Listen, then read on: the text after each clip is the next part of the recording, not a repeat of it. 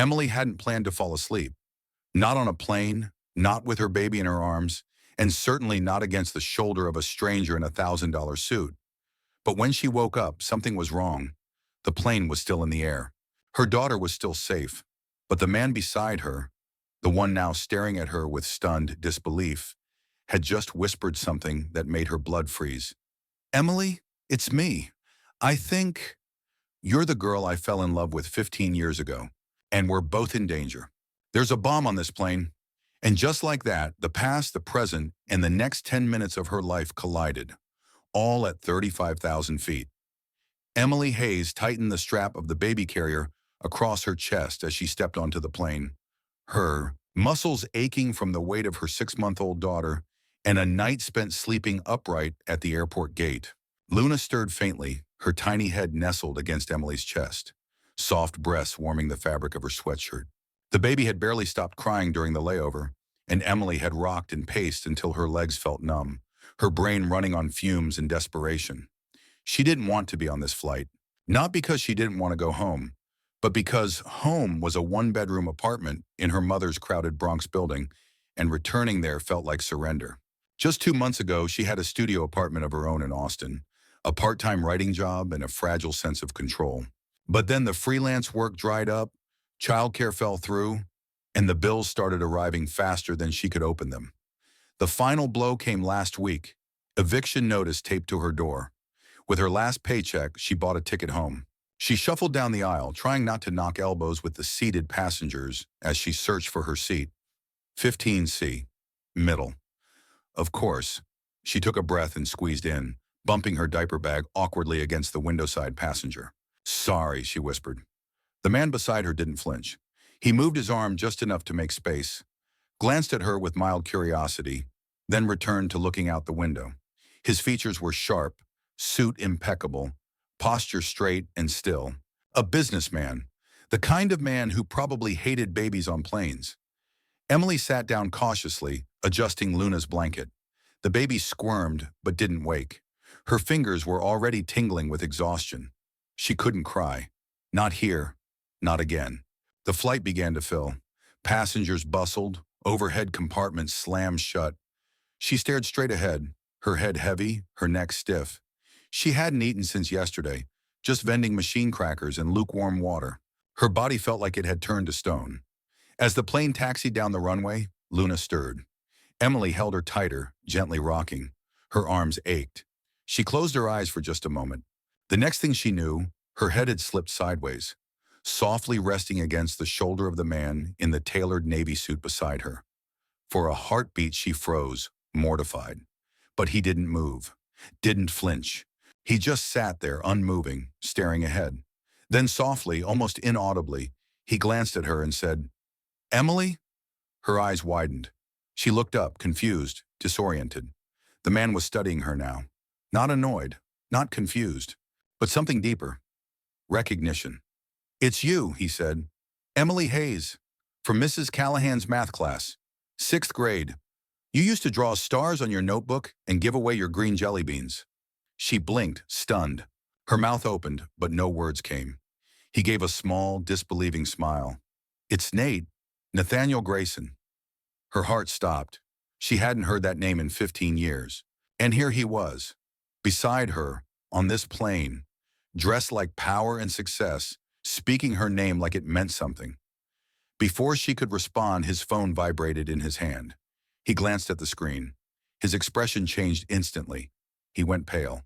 Then he looked at her, straight into her eyes, and said, "Emily, there's something you need to know. I just got an alert. There's a bomb threat on this plane." Emily's heart slammed against her ribs as the words left Nathaniel's mouth. Bomb threat. On this plane. She sat frozen, her mind stuttering to catch up with the impossible sentence. Around them, passengers chatted quietly, flipped through magazines, adjusted seatbelts. No one else knew. No one else had any idea. She clutched Luna instinctively, her hand tightening over the baby's back. Luna stirred but didn't cry, thankfully. Emily's entire body went rigid, her thoughts blurring between disbelief and terror. "What are you talking about?" she whispered. Nathaniel didn't take his eyes off her. He leaned in slightly, his voice barely audible. I just received a push alert from a government contact, FBI Cyber Threat Division. It says there's credible intel about an explosive device possibly on board this flight. It was anonymously reported 20 minutes ago, and the threat hasn't been dismissed yet. She stared at him, trying to process what he was saying. Her pulse was pounding in her ears. Is this real? Are we in danger? Nathaniel nodded once, solemnly. I don't know if it's a hoax, but if the FBI hasn't cleared the threat by now, we have to treat it like it's real. Emily turned toward the aisle, half expecting someone to come running down it with panic on their face. But everything remained calm. The flight attendants were preparing for beverage service. People scrolled their phones or leaned back to nap. No one knew, and maybe that was the point. We have to tell someone, she hissed. I already did, Nathaniel said. I spoke with the head flight attendant. She passed it to the captain. They're in communication with air control now, but we're mid-flight and we're over restricted airspace. There's no safe place to land until we cross into Pennsylvania? Emily's throat tightened. You mean we're just supposed to sit here with a baby and hope we don't explode? He didn't answer. He didn't need to. She leaned back, her breathing shallow, her eyes scanning the other passengers. Who among them might know? Who might have placed it? Could it have been slipped aboard remotely? Or worse, was someone on this plane waiting for a moment to trigger it? I don't understand, she said, her voice trembling. Why are you getting these alerts? Why would you know about this before anyone else? He glanced down at his phone, then back at her. I'm not just the guy in the expensive suit, he said. I'm the CEO of Grayson Biotech. One of our subsidiaries works with defense-grade cybersecurity. I'm on the government alert list for civilian infrastructure threats. High-level stuff. If it involves tech, transportation, or biothreats, I'm pinged. Emily swallowed hard. That name, Grayson Biotech, she'd heard it before. On the news, in congressional hearings. He wasn't just a CEO, he was a billionaire. A name, a face on financial covers. And somehow, the boy who once gave her a homemade Valentine card in 6th grade. She let that swirl at the edge of her mind as she tried to focus on the now. Okay, she said slowly, her voice shaky but strengthening. Then we have to do something. He studied her. You have a child to protect. And you have a plane full of people, she shot back. You said it yourself. If it's real, we're running out of time. You must have a plan. Nathaniel looked at her for a long moment, then nodded. I do, but it's going to take both of us. Why? He exhaled through his nose. Because if this is the group I think it is, they don't just target planes at random. They pick specific flights with specific people. And if I'm on the list, he paused, lowering his voice to a whisper, then maybe this isn't random for you either. Emily's mouth went dry. What are you talking about? Nathaniel leaned in, close enough that she could feel the tension radiating off of him. Do you have any idea who your daughter's father really was? Emily's breath caught in her throat. The words hit like ice water. Do you have any idea who your daughter's father really was? She stared at Nathaniel, completely thrown. What are you talking about? She whispered, her voice sharp with disbelief and confusion. Why would you ask me that? Nathaniel looked around carefully, then back to her, his voice hushed but firm. Because if I'm right about who's behind this threat and you're sitting here next to me, randomly with your child, it might not be an accident, and that child might not be random to them either. Emily's face flushed. Her fingers tightened around Luna's small body. Her father was someone I barely knew. It wasn't a relationship. It wasn't anything. Do you know his full name? Nathaniel pressed gently. She looked away for a moment, her jaw clenched. No, I only knew his first name, Eli. We met during a rough time. He was quiet, intense. I didn't ask questions I didn't want the answers to. Nathaniel leaned back, eyes narrowing slightly as he connected invisible dots in his head. Eli, that can't be a coincidence. Emily blinked. Why? Because 2 years ago, the Department of Homeland Security intercepted communications from a radical tech anarchist group, codenamed Black Cell. They were working with former defense engineers, targeting civilian systems, infrastructure, and biotech research. One of the names that came up again and again was Eli Madsen, a former AI developer who went rogue. He vanished completely after an incident involving a compromised train system in Seattle. Emily's blood ran cold. Her heart began to pound. You think that's him? You think Luna's father was one of them? Nathaniel didn't answer immediately. Instead, he looked at her with something between sympathy and calculation. I think the fact that you were seated next to me on a flight targeted with an anonymous bomb threat while carrying a child tied to a known extremist's name is too much to write off as fate. Emily pulled Luna in closer, as if trying to shield her from the words. She's just a baby. I know, Nathaniel said softly, and that's what makes this even more dangerous. He took a breath, then continued. If Eli's involved, or if someone else from Black Cell knows about Luna, then she's leverage. And you're collateral. They're not just trying to kill me. They're trying to send a message. Or manipulate something bigger. Emily's head was spinning. She suddenly felt dizzy, nauseous. The cabin seemed smaller, the air thinner. The hum of the engines buzzed in her skull like a warning. I didn't ask for any of this, she whispered. I know, but now you're in it. And now we both are. She stared down at Luna, who was still sleeping, blissfully unaware of the chaos unfolding around her. What do we do now? She asked. Nathaniel's expression hardened with resolve. We figure out who planted that bomb. We identify if there's someone on this flight working with Black Cell. And we do it without panicking 180 people at 36,000 feet. Emily looked at him, eyes wide. You think they're on board? Nathaniel nodded once. If they are, they'll be watching me, and now you. So whatever we do next, we have to act like we don't know. We'll keep our eyes open. You focus on Luna. I'll talk to the crew again. He paused, then met her eyes with surprising gentleness. You saved me once when we were kids. You stuck up for me when no one else would. Maybe this is my chance to return the favor. Emily swallowed the knot rising in her throat. This is so much more than detention and lunch money, Nate. He gave a small smile. Yeah, but the stakes are clearer now. Then he stood up and moved carefully toward the front of the plane, leaving Emily frozen in her seat, terrified, confused, and burning with the sudden realization that her child's life might be the key to something she never saw coming. Emily kept her eyes on Nathaniel as he moved down the aisle, each of his steps measured and calm, as if he were just a man stretching his legs. But she could see the tension in his shoulders, the subtle stiffness in his neck that told her he was calculating every move, every second, every face. She sat back, her arms wrapped protectively around Luna, who was still nestled against her chest, tiny and warm. Emily's mind raced. If what Nathaniel had said was true, if Luna's father really was involved with some radical group, then they weren't just victims on this plane. They were pieces on someone's chessboard. Her gaze swept the cabin, now laced with quiet paranoia. A man in 12A was reading a paperback novel upside down. A teenage boy 2 rows ahead of her had a laptop open, but it wasn't on. And the woman across the aisle was wearing noise-canceling headphones, but wasn't listening to anything.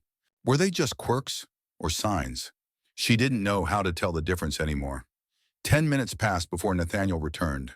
He slid into his seat beside her with the same calm composure, but his face was more serious now. I talked to the captain, he said quietly. There's still no official confirmation, but they're escalating the situation to high alert. The cockpit's sealed, and the air marshal on board is on standby. No announcement's going to be made yet. They're trying to avoid panic. Emily leaned in, whispering, So what do we do? Sit here and wait? He shook his head slightly. I've been watching the cabin. There's at least one person who doesn't fit the passenger manifest. A man in the last row, 33F. His boarding name was Caleb Franks. But that's a stolen alias. I recognized the photo from a flagged intelligence file months ago.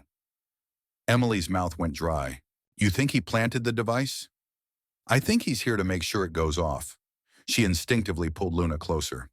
What are they trying to do? Nathaniel exhaled through his nose, voice low. Black Cell doesn't work like other terror groups. They don't always want chaos for chaos' sake. They manipulate outcomes, markets, elections, energy flows. I've spent the last year quietly pushing legislation to regulate their funding streams. This might be their response. Emily frowned. Why not just kill you directly?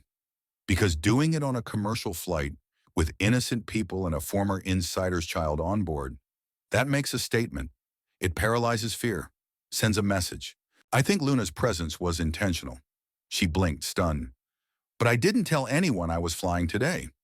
I booked the ticket with a friend's card. I didn't even know where I was going until yesterday. Nathaniel's jaw tightened. They knew. Eli might be gone, but someone else picked up his thread. You weren't just a girl with a child on a plane. You were bait. Emily felt sick, but underneath the fear, something in her hardened.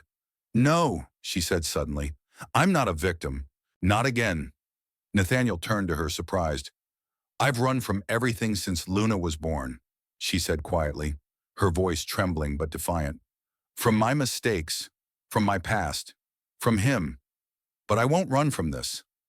Nathaniel nodded slowly. Then we're going to stop this together. What do you need me to do? He looked around carefully, then leaned closer. We're going to take a walk, casual. You and Luna first. I'll follow 30 seconds behind. I want you to pause near the back galley. Pretend you're adjusting the baby's blanket. I'll pass you. If our suspect reacts even slightly, I'll know he's watching us. Emily took a breath, heart racing. And if he does? We get the marshal involved immediately, quietly, no panic. She nodded. Her legs felt like jelly, but she unbuckled the seatbelt, adjusted Luna gently, and stood. Every step down the aisle felt like it echoed through eternity. She could feel eyes on her, but couldn't tell whose. Near the rear galley, she paused and gently pulled Luna's blanket up, her hands trembling. She felt a shadow behind her. Nathaniel passed. A second later, she heard the sound of fabric shifting, a subtle movement behind her. She didn't dare turn. Nathaniel's voice came calmly from just ahead. Got him. She turned just enough to glimpse the man in 33F watching Nathaniel, his eyes cold, calculating. He knew. And now, so did they. Nathaniel didn't break stride as he moved past the galley and into the rear lavatory corridor. From the corner of his eye, he saw the man in 33F shift in his seat again, leaning slightly, adjusting something beneath the tray table. Too calm, too aware. That was confirmation enough. He stepped into the small lavatory and locked the door, pulled out his phone, and accessed the secure app his company had built for private emergencies, originally intended for high-risk shareholders during travel. The signal was weak, but just enough. He sent a coded message. Passenger 33F, possible device carrier, confirm marshal location, request silent intercept. He waited 5 seconds. The reply buzzed back. Air Marshal seated 22D, en route. Good. It was happening. He washed his hands and steadied his breath and stepped back into the cabin just as the drink cart began rolling forward, a perfect distraction. Emily had returned to her seat, Luna back asleep in her arms, but her eyes flicked toward Nathaniel the second he emerged. He nodded once, subtle. She got it. Then he passed the cart and casually moved toward the rear seats again, pretending to be looking for the lavatory. The man in 33F tensed. It was slight, a narrowing of the eyes, a clench of the jaw, but Nathaniel noticed. He kept walking, but now the rhythm of everything changed. Behind him, footsteps. Just as he reached the galley door, he felt the presence behind him. The man's voice was low and cool. You've been busy, Mr. Grayson. Nathaniel didn't turn around. And you've been sloppy. A pause, then a whisper. You shouldn't have brought the girl. That made Nathaniel turn. His eyes locked on the man. Mid-40s, average build, nondescript jacket, eyes sharp and void of empathy. I didn't bring her, Nathaniel said. You did. Before the man could reply, a quiet hand gripped his shoulder from behind. Another from the side. The air marshal and a flight attendant, trained and swift, moved in complete silence. The man struggled for a second, but didn't resist fully. He knew the game was over. Nathaniel stepped back, watching as the marshal muttered something into his comm. They pulled the suspect into the galley, sealed the curtain. 5 minutes later, the captain's voice crackled softly over the intercom.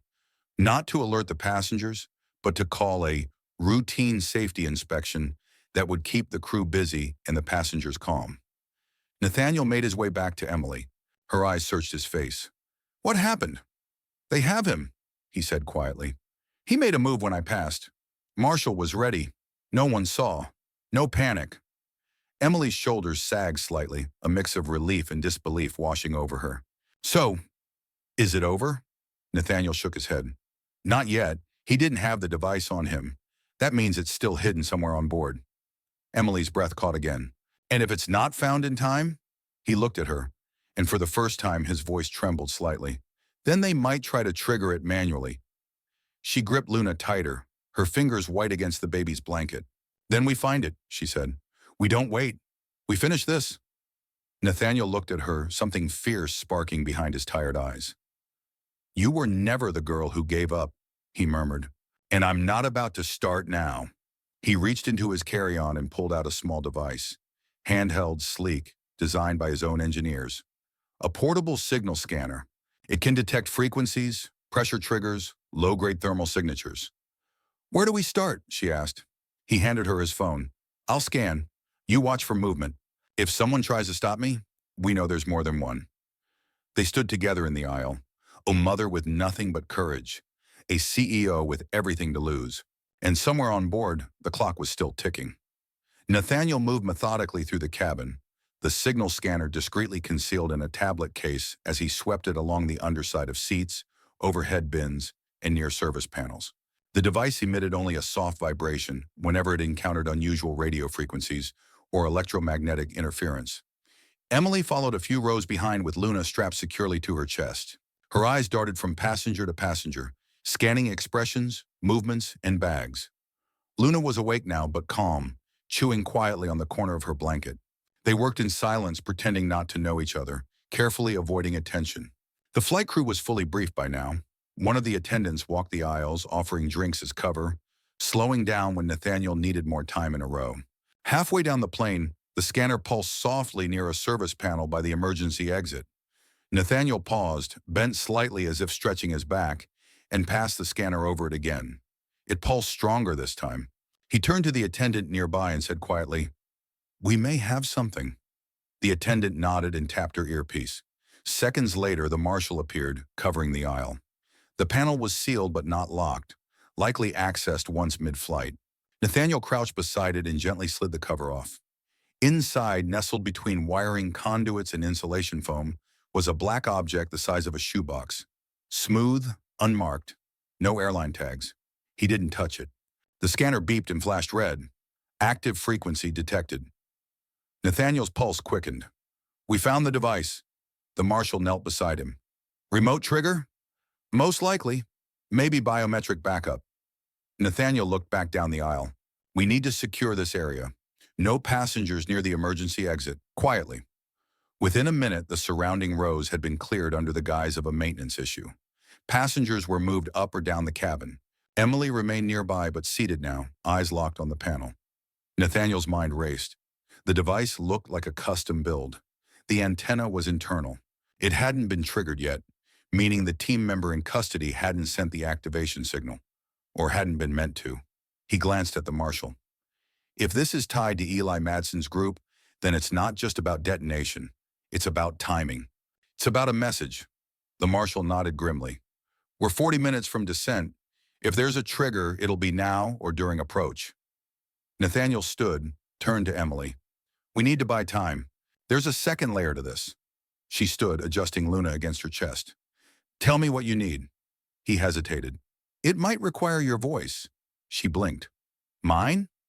If this is Eli's design, he may have embedded a biometric safeguard. Voice pattern, tone, specific phrasing. If they were tracking you, it's possible you, or Luna, are the authentication key. Emily froze. "He would do that?" Nathaniel's voice was low, apologetic. He once created a data vault that only unlocked with his sister's heartbeat. He believed in using people as keys. A chill ran down her spine. "So what do I say?" "I don't know yet, but we can try known phrases, start with names. Emotional triggers." The marshal was already patching into a secure channel with the FBI's flight unit. They would attempt to access the device remotely, but it could take too long. Emily walked slowly to the open panel and knelt beside it. Luna watched her silently, eyes wide. She inhaled, and then she began to speak. "Eli, if you can hear this, if this is what you left behind, please don't hurt her. She's innocent. She's yours." No response. She tried again. "Authorization, Emily Hayes. Request override. Disable protocol. Code Luna." Nothing. Then without warning, the device emitted a single low beep. The scanner flashed yellow. Nathaniel leaned in. Try again. Something closer. Think of how he spoke to you. Emily closed her eyes, trembling. Final clearance. Emily. Voice pattern match. I forgive you. The device let out a sharp click. The light turned green. The scanner stopped vibrating. Silence. Nathaniel exhaled slowly. The marshal looked stunned. It's neutralized. You disarmed it. Emily stared at the box, then slowly backed away. Her knees gave out, and she sat on the floor, Luna clinging to her shirt. Nathaniel crouched beside her, voice full of disbelief and awe. You just saved this plane. Tears spilled down Emily's cheeks, but she was shaking her head. No, she whispered. She did. Nathaniel looked at Luna, now smiling faintly in her mother's arms. And for the first time in hours, he smiled too. The landing was silent, almost eerie in its calm. No announcements had been made about the threat. No alarm sounded. As far as the other passengers knew, it had been a normal flight, save for a few technical checks that delayed drink service and shuffled a few seats around. But for Nathaniel, Emily, and the small team who had helped prevent a catastrophe, the descent into JFK felt like exhaling after holding their breath for hours. Emily sat by the window now, Luna resting heavily on her chest, exhausted. Her hands were trembling, and her body was sore from the tension that had locked it up like armor. Nathaniel sat beside her again, his shoulder nearly touching hers, their silence a kind of wordless agreement. Don't speak until the wheels are down. The plane touched the runway at 4:42 p.m. with a smooth thud. The cabin filled with the familiar shuffle of passengers gathering belongings, powering on phones and stretching legs. But behind the scenes, things were moving quickly. The marshal had radioed ahead. Homeland Security, FBI, and NYPD would be waiting. There would be no chaos. The suspect from 33F was still under surveillance in a secure rear section of the plane, handcuffed, sedated, and silent. Nathaniel leaned toward Emily as the engine slowed. When we deboard, you'll be escorted separately. They'll ask you questions, some of them tough. I'll make sure legal counsel is already on site. I'm not scared of questions, she said, her voice hoarse but clear. I'm just scared they'll try to take her from me. They won't, he promised. Not after what you did. Not with me standing beside you. She looked at him for a long moment. Why are you standing beside me? I'm not anyone. Nathaniel blinked. Emily, you saved 180 lives today. You faced something that would have broken most people, and you held your child and walked into it anyway. His voice softened. You're not just someone. You're the reason any of us are walking off this plane alive. A tear slipped down her cheek, and she quickly brushed it away. As they disembarked, agents in plain clothes guided them through a separate corridor, down a restricted jet bridge, and into a waiting room behind security. The contrast between the sterile brightness of the terminal and the raw adrenaline still lingering in Emily's veins was dizzying. Inside, there were people in suits, folders being passed, hushed voices. Emily was offered water, a chair, and was told gently that Luna would be checked briefly by medical staff, not separated, just examined. She nodded reluctantly. Nathaniel stood nearby, speaking into a phone. His expression was stern, businesslike, but his eyes tracked Emily the entire time. He was making sure they treated her with respect, that no one crossed a line. And for the first time, she realized she wasn't alone in this anymore. Two agents, one man and one woman, approached with badges and calm expressions. They introduced themselves and asked to speak with Emily privately. She agreed. The questioning took over an hour. They asked about Eli, what she remembered, how she met him, if he'd ever mentioned anything related to technology or security. She told them everything she could, her voice steady. She didn't embellish. She didn't hide. At one point, the female agent asked, "Were you aware that your daughter's biometric data had been embedded into a device used in a national-level threat?" Emily's stomach clenched, but she answered without hesitation. "No, I had no idea. I didn't even know his last name until today." They nodded, took notes, asked about her background, her job, her family, and when it was finally over, the agent stood and offered her something completely unexpected. "Ms. Hayes, we'd like to offer you temporary protective clearance. You'll be relocated, supported, and briefed by our civilian intelligence team, not just for your safety, but because you've proven yourself resourceful, observant, and extraordinarily brave." Emily blinked. Is this, are you asking me to work with you? Not officially, yet, the agent said, but you could be a valuable asset if you choose to be. Emily looked down at Luna, who was now asleep in her arms again, cheeks flushed from the long day. I'll think about it, she said softly. Outside the room, Nathaniel was waiting.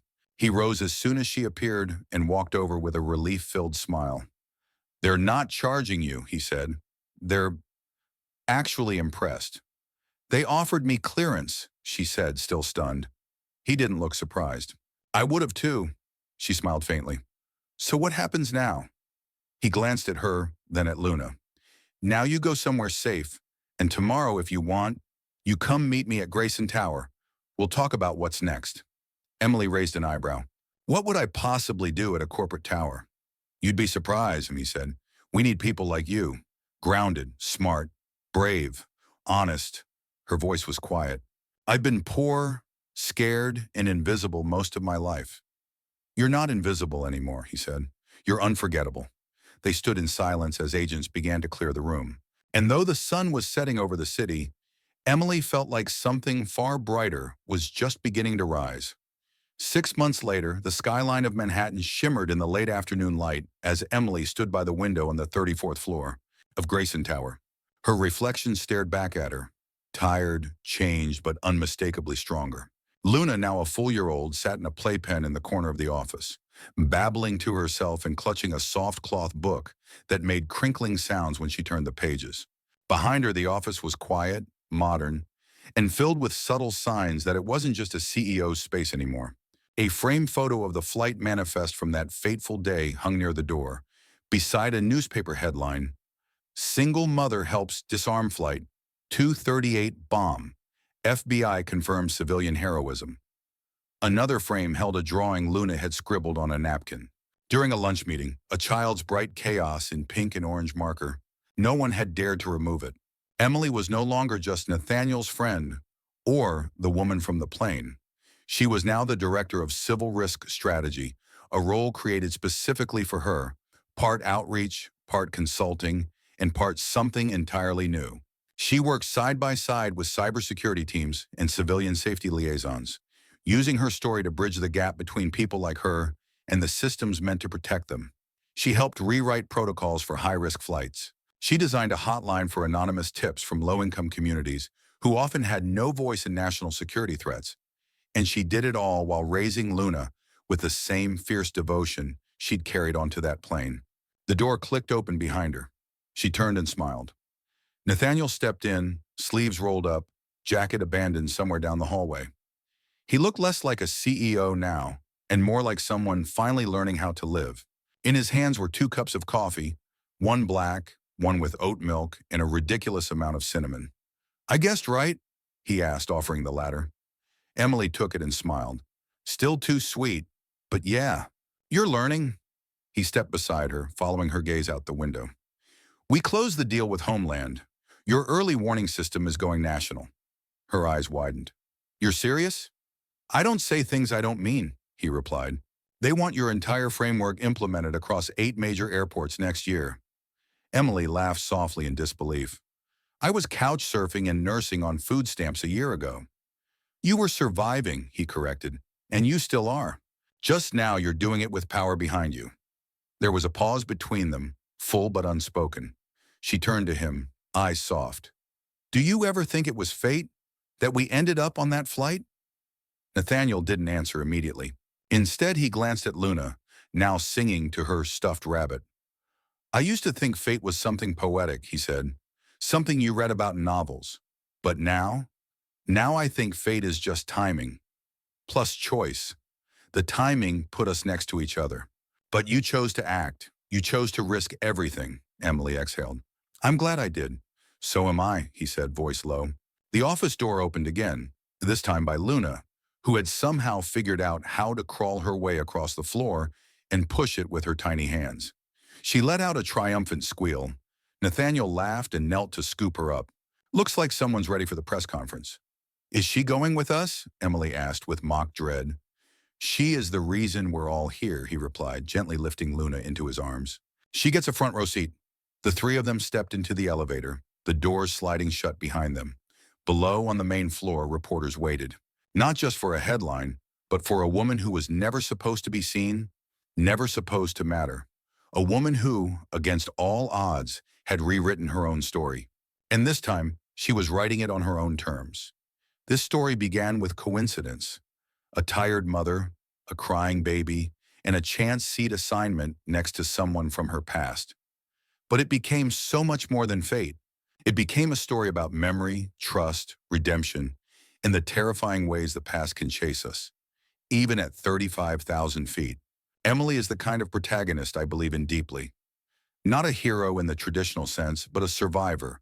A woman who has been knocked down by life more times than she can count and still rises. Not because she has superhuman strength, but because she has no other choice. That's real courage. The ending to me is powerful not just because Emily disarms a bomb or helps prevent a disaster, but because she reclaims ownership of her story. She begins the book believing she's just trying to make it through the day. She ends it building something that protects others, with her child beside her and her voice finally heard. And Nathaniel, the CEO who could have remained untouchable, instead chooses to return to his humanity. To see in Emily not a liability, but a partner. Not a coincidence, but a catalyst. This isn't just a story about surviving danger, it's a story about transformation. About finding unexpected strength in crisis, and about how the people we once were, scared kids, broken hearts, don't have to define who we become. It ends with hope, earned, quiet, and powerful. The kind of ending I believe the world needs more of.